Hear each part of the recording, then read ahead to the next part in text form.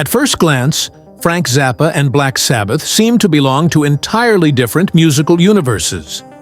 One was a hyper-intellectual satirist who dismantled American culture with absurdist precision, while the other forged the sound of heavy metal from doom-laden riffs and apocalyptic dread. Yet beneath the surface, the two shared more than most would expect. Both rejected hippie idealism, challenged musical conventions without compromise, and approached their work with a dark, mischievous sense of humor. Beyond these philosophical similarities, there was also genuine mutual respect. Black Sabbath bassist Geezer Butler later acknowledged that Zappa played a significant role in reshaping critical opinion of the band in the United States. At a time when Sabbath were often dismissed by reviewers, Zappa's approval carried enormous weight, helping to turn skepticism into admiration. Among the band's catalog, one song stood above all others in Zappa's estimation: Supernaut, a standout track from Black Sabbath's 1972 album, Volume 4. The depth of Zappa's admiration became clear during a notorious encounter in America in the mid-1970s. According to recollections from the band's inner circle, Zappa openly expressed that Supernaut was not only his favorite Black Sabbath track, but his favorite song of all time. For a group still fighting for artistic legitimacy, the endorsement was both surreal and unforgettable.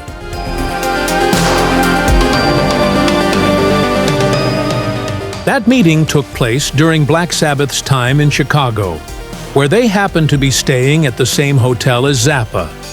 By then, Zappa had recently released Apostrophe, an album that further cemented his reputation as one of rock's most unclassifiable figures. To the members of Black Sabbath, especially Butler, Zappa seemed less like a fellow musician and more like someone operating on a completely different plane.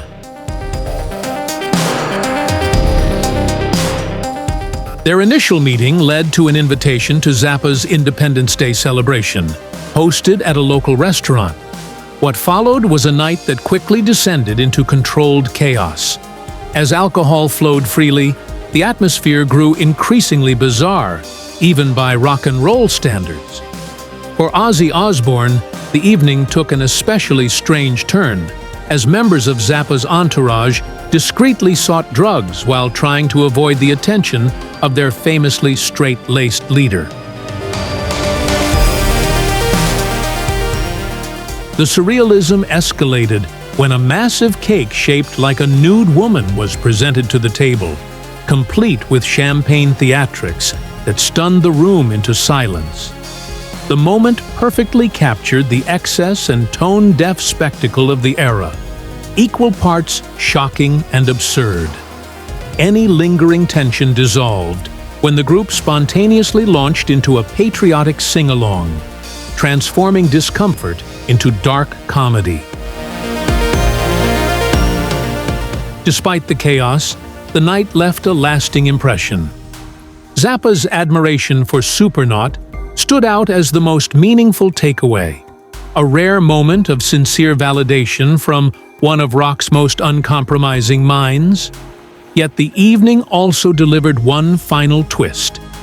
Zappa quietly leaned in to ask Osbourne for drugs, not for himself, he clarified, but for his bodyguard, while insisting that the request remain a secret from the rest of his band.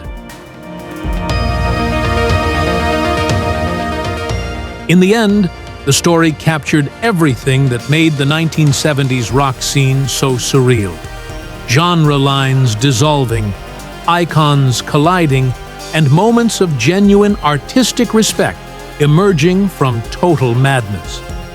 For Black Sabbath, it was proof that even the most unlikely figure could truly understand what they were doing. For Frank Zappa, Supernaut represented something rare, a heavy song so powerful and unfiltered that it cut through irony, satire, and intellect, straight to the core.